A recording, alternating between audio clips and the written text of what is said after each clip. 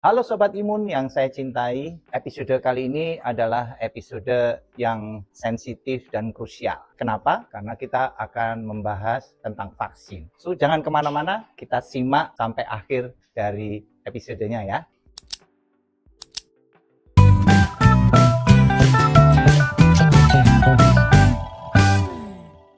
Mitos atau fakta? Vaksin memiliki kandungan zat yang berbahaya. Jawabannya mitos. Alasannya, kandungan dalam suatu vaksin tentu saja adalah kuman atau bagian dari kuman yang sudah dilemahkan atau dimatikan atau kadang saat ini hanya berupa kode genetiknya saja. Yang kedua adalah bahan yang bisa meningkatkan rangsangan terhadap respon imun yang kita sebut sebagai adjuvan. Pada umumnya berupa garam-garam aluminium. Yang ketiga adalah bahan preservatif yang membuat supaya vaksin itu bisa bertahan efikasi dalam jangka yang panjang. Yang berikutnya adalah bahan pelarut tentu saja. Dan yang tidak bisa dihilangkan sama sekali tentu saja adalah sisa-sisa antibiotika yang tadinya digunakan untuk mencegah agar vaksin yang diproduksi tidak mengalami kontaminasi dari beberapa kuman pada saat proses pembuatan. Jadi, apakah ada kandungan yang berbahaya? Tentu saja tidak, dan itu sudah dibuktikan dengan uji preklinis. Sebelum dilakukan uji pada manusia, preparat vaksin ini sudah diujikan dahulu kepada hewan coba, berupa hewan kecil seperti tikus, mencit, kemudian hewan besar seperti misalnya monkey atau monyet yang mungkin mendekati manusia, dan apabila terbukti aman, memiliki potensi manfaat, barulah vaksin itu diizinkan untuk uji klinis yang melibatkan manusia. Uji klinis pada manusia pun melalui tahap-tahapan. Tahap pertama hanya pada orang-orang yang sehat, jumlahnya sedikit, sekali lagi hanya untuk memastikan apakah memang betul aman. Baru setelah aman, dia baru bisa masuk ke tahap berikutnya, tahap 2, yang mulai juga menilai apakah ada efikasi atau manfaatnya. Tahap ketiga, memastikan sekali lagi apakah memang manfaatnya memang benar-benar ada dan tetap aman pada populasi yang jumlahnya lebih besar. Dan apabila memang betul seperti itu, barulah vaksin itu bisa didaftarkan untuk mendapatkan izin digunakan. So, mereka yang sudah lolos itu semuanya dan beredar di masyarakat, tentu saja sudah melewati saringan-saringan itu. Jadi jangan pernah khawatir bahwa vaksin yang beredar itu memiliki kandungan zat yang berbahaya. No way. Mitos atau fakta? Vaksin menyebabkan autism. Jawab singkatnya, mitos. Penjelasannya mungkin agak panjang. Hal ini dipicu pada kejadian di tahun 1998 ketika Andrew Wakefield melaporkan bahwa mereka yang mendapatkan vaksin MMR, kemudian beberapa diantaranya mengalami autism, atau lebih lengkapnya adalah autism spectrum disorder.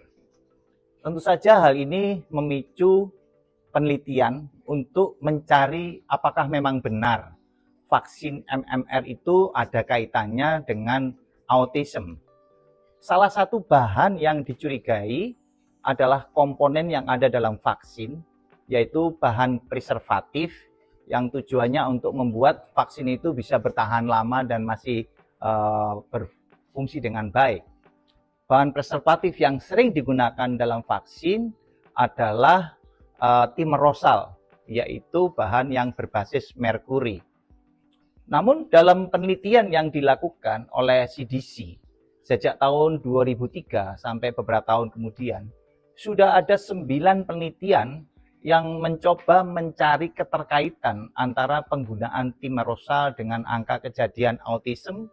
Tidak didapatkan adanya keterkaitan atau korelasi antara penggunaan timerosal dengan terjadinya autism. Ya, dengan demikian keterkaitan atau penyebabnya tidak ada kaitannya dengan vaksin. Namun demikian, dalam upaya untuk meminimalkan risiko terhadap vaksinasi, saat ini hampir semua vaksin yang digunakan tidak lagi menggunakan timerosal. Saat ini hanya ada satu jenis vaksin, yaitu vaksin flu yang digunakan secara serial saja yang masih menggunakan timerosal tapi dalam kadar yang sudah sangat minimal, tentu saja untuk menghilangkan keraguan-raguan masyarakat tentang hubungan antara vaksin dan autism. Mitos atau fakta? Vaksin menyebabkan kanker? Pasti jawabannya mitos. Kenapa sampai ini muncul?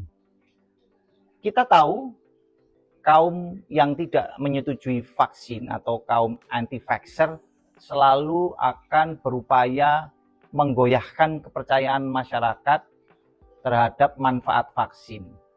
Dan mereka melakukan berbagai macam cara, termasuk memutarbalikkan hasil-hasil penelitian. Kecurigaan bahwa vaksin menyebabkan kanker ini dimulai ketika kita menggunakan vaksin mRNA. Penelitian-penelitian mRNA pada mencit itu sudah diinterpretasikan secara salah untuk kepentingan propaganda anti vaksin mereka. Mereka menyebutkan bahwa adanya zat yaitu N1-metil pseudoridin itu bisa menyebabkan sistem imun melemah dan menyebabkan kanker menjadi tumbuh. Padahal kalau kita baca dengan detail dan bertanya langsung kepada penelitinya yaitu Palaga dan Weissman, mereka menyebutkan bahwa hasil penelitian mereka diputarbalikkan. Faktanya menunjukkan bahwa kalau mereka menggunakan vaksin mRNA yang diberikan N1-metil pseudoridin untuk membuat supaya vaksinnya itu tidak cepat rusak, maka yang terjadi adalah tidak ada efek satupun terhadap pertumbuhan kankernya. Tetapi pada saat mereka menggunakan kontrol yang tidak menggunakan N1-metil pseudoridin, memang mereka mendapatkan bahwa efek anti kankernya lebih kuat. Dengan demikian, sebenarnya kalau yang diberikan N1-metil pseudoridin tidak ada efek apapun terhadap sel kankernya. Ini yang diputarbalikkan. Seolah-olah kalau menggunakan mRNA yang tidak dimodifikasi, respon terhadap kankernya bagus. Sementara kalau dia menggunakan N1-metil pseudoridin, justru memicu timbulnya sel kanker. Hal ini tidak benar sama sekali. Bahkan beberapa sel kanker bisa dicegah dengan menggunakan vaksin. Contohnya adalah vaksin untuk HPV. HPV itu menjadi faktor risiko seseorang wanita untuk mengalami perubahan kanker di rahimnya, kanker leher rahim. Dan kanker leher rahim adalah pembunuh nomor 2 wanita setelah kanker payudara. Kita bisa mencegahnya. Wanita kita adalah wanita yang sangat diperlukan di keluarga. Dia menjadi pendamping suami untuk membesarkan anak-anak, karena itu wanita perlu dilindungi. Dan caranya adalah memberikan vaksin HPV. Sudah berapa juta orang yang divaksin HPV? Faktanya mereka sehat-sehat saja dan kemudian bisa terhindar dari infeksi HPV yang mencegah mereka mengidap kanker leher rahim yang membahayakan. Teliti, pikir, kemudian saring berita-beritanya supaya Anda tidak dibelokkan ke arah yang keliru. Mitos atau fakta? Berbahaya jika melakukan vaksinasi pada saat sedang sakit. Saya kira ini fakta. Karena itu kita dokter atau para juru vaksin tidak pernah memberikan vaksinasi pada saat anak atau orang yang mendapatkan vaksin itu dalam keadaan sakit. Kalau ada demam dan sebagainya, biasanya kita menganjurkan supaya ditunda vaksinasinya, diperiksa dulu kira-kira penyebab demamnya apa, diberikan obat, setelah sembuh baru boleh vaksin. Demikian juga kalau misalnya orang-orang itu mengidap penyakit dasar, kita pada umumnya menganggap bahwa penyakit dasar itu bukanlah kontraindikasi untuk vaksin. Jadi misalnya tekanan darah tinggi, boleh nggak divaksin? Boleh. Ya, cuman sebaiknya diberikan pada saat tekanan darahnya lebih terkendali. Kencing manis, gula darah tinggi, boleh divaksin? Boleh, tidak berbahaya, tapi merugikan. Karena apa? Karena pada saat gula darahnya tinggi, titer antibodi yang dihasilkan mungkin tidak tinggi dan tidak memberikan efek perlindungan. Rugi bukan? Maka lebih bagus diberikan pada saat gula darahnya sudah lebih bagus. Penyakit autoimun, boleh nggak divaksin? Kenapa tidak? Syaratnya adalah tunggu pada saat penyakit autoimunnya itu dalam keadaan terkendali atau istilahnya dalam keadaan remisi. Pada saat penyakit autoimun dalam keadaan remisi, maka aman untuk diberikan vaksin apapun. Tanyakan kepada dokter Anda untuk mendapatkan jawaban yang benar. Jadi, sobat imun sekalian, kita sudah membahas banyak hal tentang vaksin. Semoga sobat imun sekalian bisa membedakan mana itu mitos, mana fakta, dan kemudian bersikap yang benar tentang vaksin. Vaksin adalah sesuatu yang sangat penting untuk melindungi kita dan keluarga dari penyakit-penyakit yang bisa dicegah dengan vaksinasi. Ingat, vaksin untuk anak-anak, antara lain hepatitis B, BCG, oral polio maupun yang injeksi, kemudian DPT, HIV, pneumokokus, rotavirus, MMR, varicella, hepatitis A, typhoid, Japanese encephalitis, dan dengue.